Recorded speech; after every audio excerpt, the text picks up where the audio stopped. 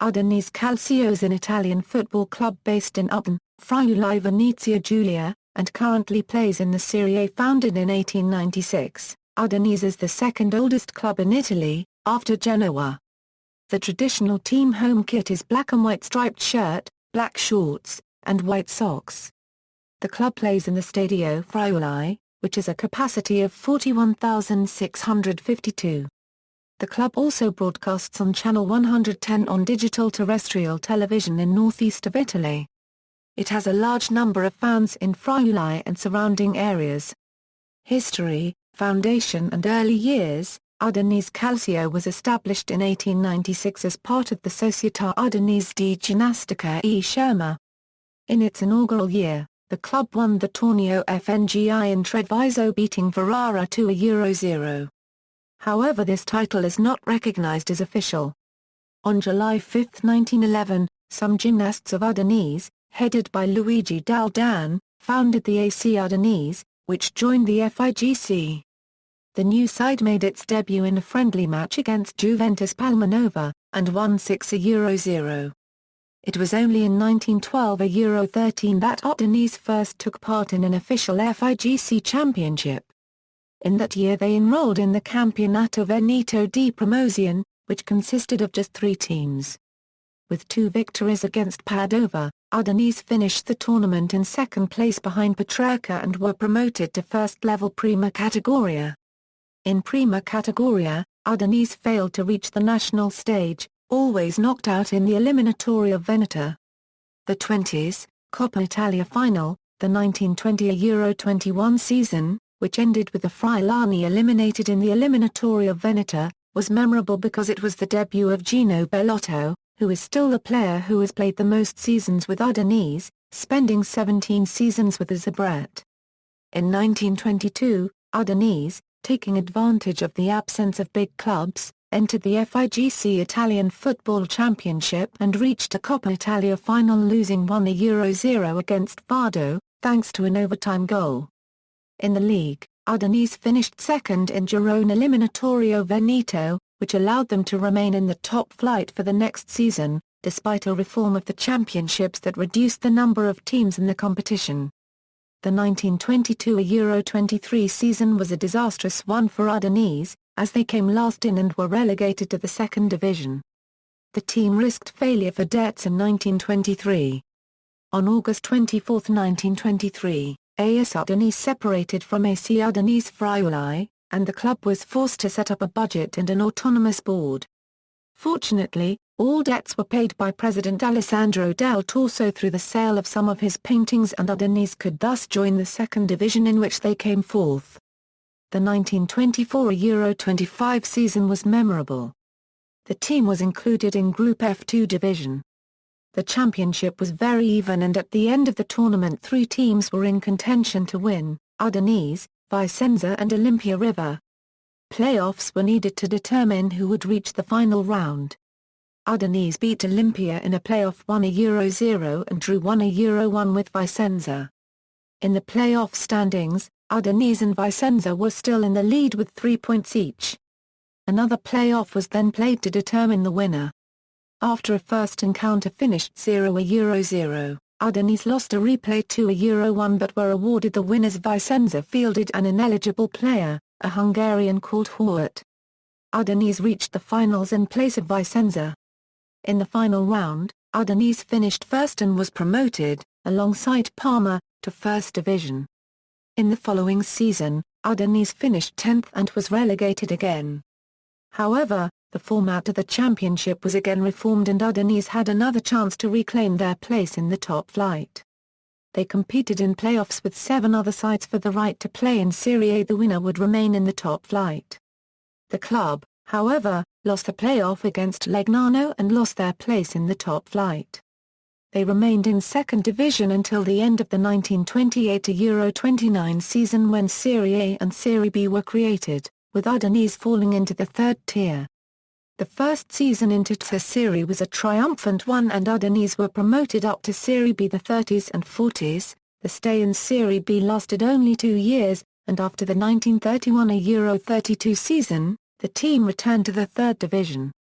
Udinese remained in the third tier until 1938 to Euro 39, when coming second in Girone Finale Nord di Serie C, they were promoted to Serie B. The Zabret remained in Serie B for a dozen years, with average performances, and were relegated to Serie C at the end of the 1947 Euro 48 season due to a reform of the championships.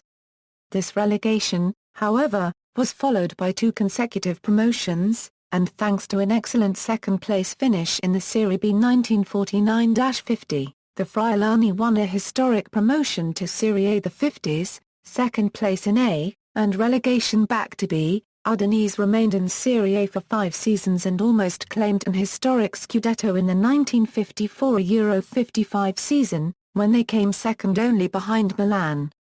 It was after that season, however, that Udinese was relegated because of an offence committed on May 31, 1953, the last day of the championship, which was exposed 2 years later. The Friuli returned to Serie A after 1 season in B, and in the following season was confirmed among the best Italian teams with an excellent 4th-place finish. The 60s and 70s, A decline followed those good seasons, however, with Udinese first relegated back down to Serie B in 1961 Euro 62 and then to Serie C in 1963 Euro 64. Udinese remained in C for about 15 years, missing promotion back to B on numerous occasions. It was only after the 1977 Euro 78 season that the Friuli, led by manager Massimo Giacomini, returned to be winning Girone A. In the same season, they won the Coppa Italia Semiprofessionisti, beating Regina, and also won the Anglo-Italian Cup. The 80s, Mitropa Cup and the scandal of 1986. During the next season, Udinese, with Massimo Giacomini as their manager, won Serie B and returned after more than 2 decades to Serie A in their first year back after so long. The team survived after a disappointing 15th-place finish.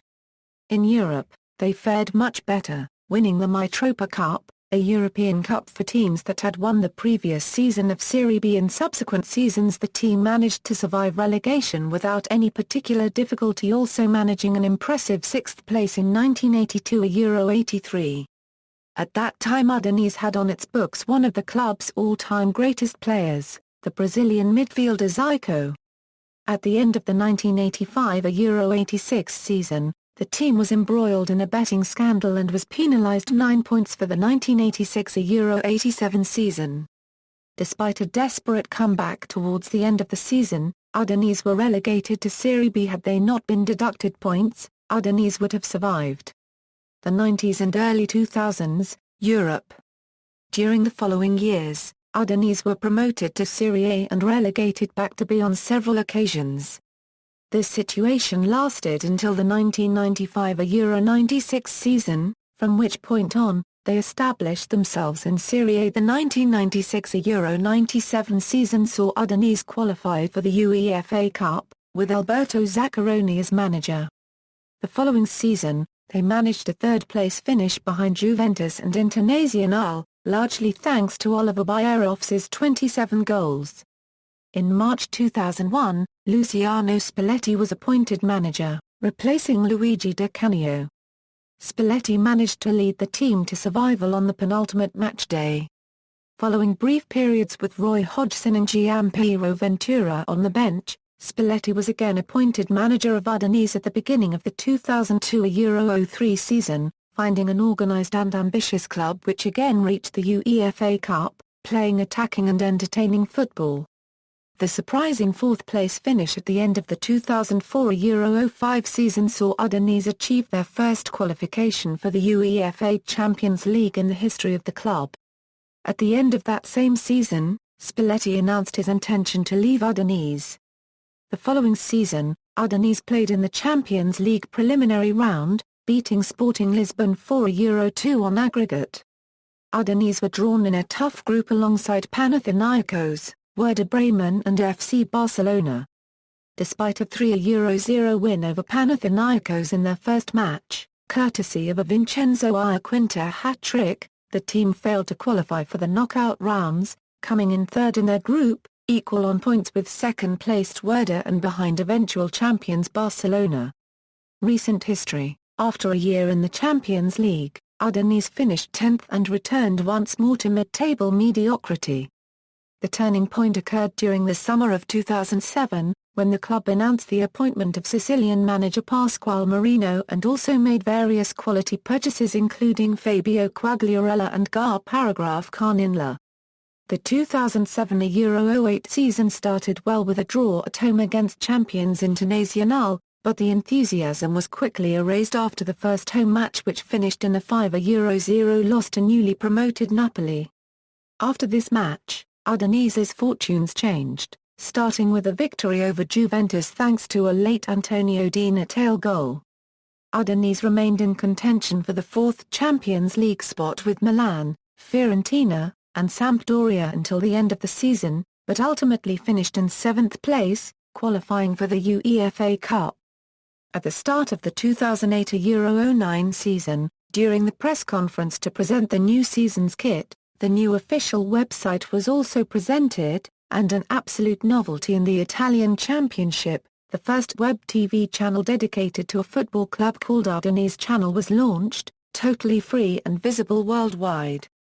In the 2008-09 season, Udinese had a mixed bag of results in Serie A with a 3-1 win at Roma and a 2-1 win over Juventus, but 10 losses against teams including Udine, Chievo, and Torino dented their hopes of Champions League qualification. In the UEFA Cup, Udinese found themselves in a group with potential favourites Tottenham Hotspur, NEC, Spartak Moscow, and Dinamo Zagreb, but eased through the group with a convincing 2-0 win against Tottenham. They beat Lech Poznan in the next round 4-3 on aggregate, and then beat holder Zenit St. Petersburg 2-1 on aggregate. In the quarter-final against Werder Bremen, with injuries to star players Antonio Di Natale, Samir Handanovic, and Felipe, they lost 6-4 on aggregate. Fabio Quagliarella managed 8 goals in the campaign. They finished the season in 7th place, missing out on any European football the following year. The 2009-10 season was an extremely disappointing one for players and fans alike.